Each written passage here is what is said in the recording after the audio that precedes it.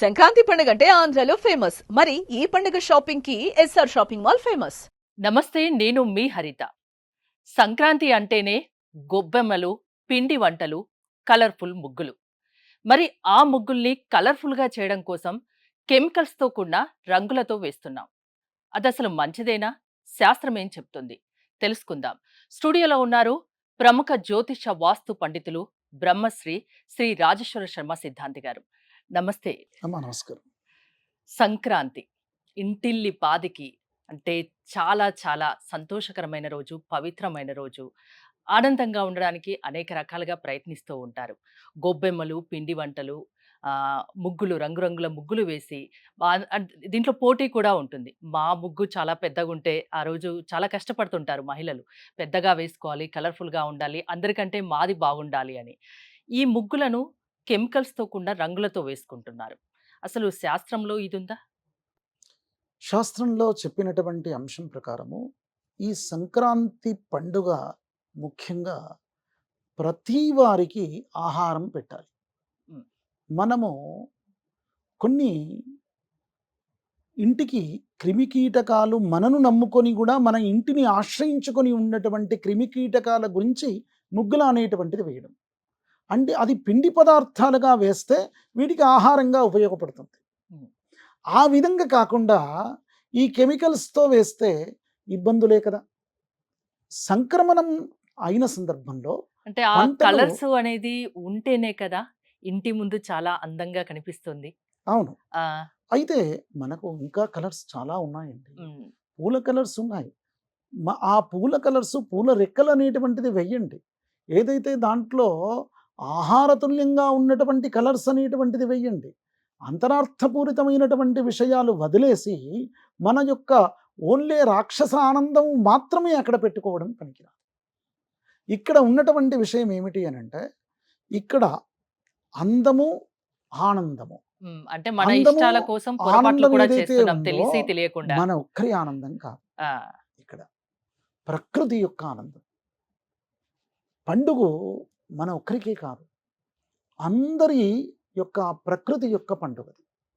ప్రకృతి యొక్క పండుగ అంటే సంక్రాంతి వేళలో అన్ని పంటలన్నీ చేతికొస్తాయి.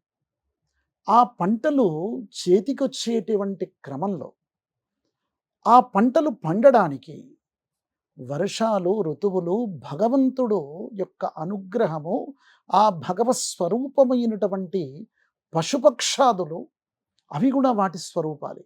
వాటి యొక్క సహాయం చేతనే మనం ఇక్కడ ఇవన్నీ కూడా పండాయి. అట్లాగే క్రిమికీటకాలు కొన్ని క్రిములు ఉండడం చేత కొన్ని పంటలకు ఆ పంటలు ఎక్కువ పండుతాయి. కొన్ని క్రిములు అటు రాకపోవడం చేత అవి వాటి యొక్క కడుపును మార్చుకొని మనకు ఆహారం ఇచ్చాయి. హ్మ్. అంతే కాకుండా క్రిమికీటకాలను మనం సంహరించి పంటలు పండిస్తున్నాం. ఇవన్నీ కూడా పాపాన్ని మూటగట్టుకుంటున్నామే. మనము ప్రకృతికి మనిషి, మనిషి మాత్రమే గొప్ప. హ్మ్. మిగతా జీవరాశులను వాటి యొక్క ప్రాణం అనేటువంటిది అంతగా ఇంపార్టెన్స్ అనేటువంటిది ప్రత్యేకంగా చూడదు. కానీ ప్రకృతికి 84 లక్షల జీవరాశులు ప్రాణమున్న ఉంటాయి. అందులో మనిషి కూడా ఒకరు. ఆ విధమైనటువంటి ప్రాణమున్నటువంటి అంశాలు ఏవైతే ఉన్నాయో అవన్నీ కూడా ప్రకృతికి సమానమైనటువంటిదే. ఆ ప్రకృతి ఉల్లంఘన చేసి మనం ఇట్లా అయితే జీవిస్తూ ఉన్నామో మన బాధ్యతగా మిగతా వాటికి ఇంకొక విశేష గుణం అనేటువంటిది ఉండదు. మనకు ఉంటుంది ఏమంటే జ్ఞానం ఉంటుంది, మనకు బుద్ధి ఉంటుంది హ్మ్. మనిషికి. మిగతా జీవరాశులకు సరిగా ఉంటుంది. కొంతవరకు మాత్రమే ఉంటుంది కొన్ని జీవరాశులు. కనుక మన జ్ఞానం చేత భగవంతుడు విశేషమైన బుద్ధి మనకిచ్చాడు. ఆ బుద్ధి చేత ఏం చేస్తున్నాం, మనం స్వార్థం కోసమే అన్నీ యూజ్ చేసుకుంటున్నాం. హ్మ్. ఆహారం కానీ ప్రకృతి కానీ మనకు అన్ని విషయాలు మన కోసమే అనుకుంటున్నాం. ప్రకృతి అంతా ఎవరికి రా అంటే మనిషి కోసం మాత్రమే. అది లేదు. ప్రకృతి అందరి గురించి. హ్మ్. అందరికీ పెట్టాల్సిన బాధ్యత ఎవరిది? మనిషిది. దాని జ్ఞాపకం చేసే పండుగ ఏమిటి? ఇక్కడ సంక్రాంతి. అంటే మీరు సంక్రమణం రోజున భగవంతునికి, సూర్య భగవానునికి నైవేద్యాదులు, తర్పణాదులు, మిగతా పరమైనటువంటి అంశాదులు చేయడమే కాకుండా మీరు ఇక్కడ క్రిమికీటకాలకు కూడా ఆహారం అనేటువంటిది పెడుతూ ఉన్నారు. అదే ముగ్గులు కూడా. ఉమ్. చూసారా ఎంత అంతరార్థపూరితమైనటువంటి అంశాలు అనేటువంటివి ఉన్నాయి. అంటే చాలా మంది తెలిసి తెలియక తప్పు చేస్తున్నారు. అవును. ఉమ్. కనుక అవే కాకుండా పక్షులకు కూడా పెట్టేటువంటి వారు. కనుమ రోజు పక్షులకు కూడా ఆహార పదార్థాలు అనేటువంటివి పెట్టేటువంటి ఆచారం అనేటువంటిది కూడా ఉంది. ఒక వీటికే కాకుండా ధాన్యాన్ని కాస్త ఒక ప్రదేశంలో పోసి ఉంచేటి భగవంతునికి అర్పణ చేసి నైవేద్యం పెట్టినటువంటి ధాన్యాన్ని అక్కడ వేసేటువంటి వారు. పక్షుల్ని కూడా వచ్చి తినేటువంటివి. కనుక ఈ సంక్రమణ పూరితమైనటువంటి అంశాల్లో పితృదోషపూరితమైనటువంటి అంశాలు కూడా నివృత్తి అయ్యేటువంటి మార్గాల్లో సంక్రమణం రోజు ఎవరైతే నిష్ఠగా ఉంటారో, పితృదేవతలను కొలుస్తారో, వారికి తర్పణాదులు ఇస్తారో, తిలదానాలు చేస్తారో వారందరికీ కూడా ఖచ్చితంగా ముక్తి అనేటువంటిది కలిగి సంతానం కానటువంటి వారికి సంతానం కలుగుతుంది. అయిన వారి యొక్క సంతానం వృద్ధి అవుతుంది. వీరి ఆరోగ్యం మెరుగుపడుతుంది.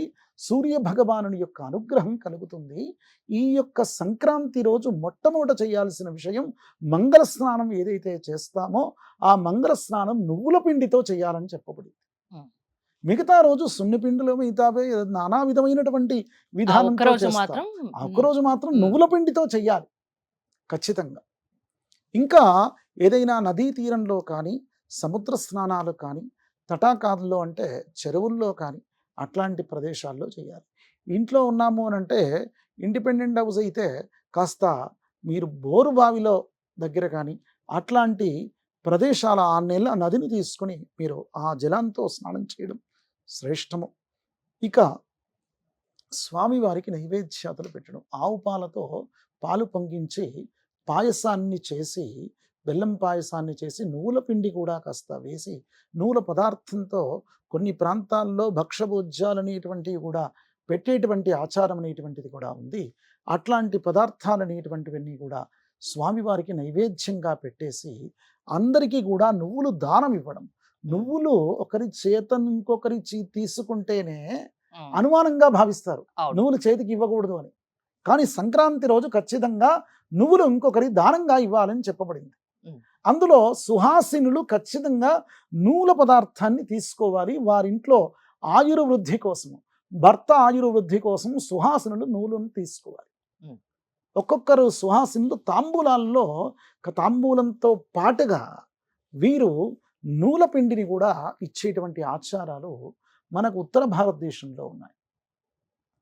కనుక నూలు ఆరోగ్యానికి, ఆయుష్కు ప్రతీకమైనటువంటిది. నువ్వులు రోజు తిన్న వారికి నవ్వులే అని. ఏమిటయ్యా అనంటే ఎందుకు అనంటే అత్యంత ఆరోగ్యమైన పదార్థం ఇది. కనుక అట్లాంటి పదార్థం ఈరోజు స్వీకరించడము, తిలదానము, తిలపానము చేయడం కూడా శ్రేష్టము. తిల స్నానం కూడా అదే విధంగా ముగ్గులు వీలైనంతగా కెమికల్స్ తో కూడిన రంగులు కాకుండా న్యాచురల్ గా దొరికే రంగుల్నే వాడితే మంచిది. అంతేనా? Thank you. నమస్కారం. సుమన్ టీవీలో మీ పర్సనల్ అండ్ బిజినెస్ ప్రమోషన్స్ కోసం కింది నెంబర్కి కాంటాక్ట్ చేయండి.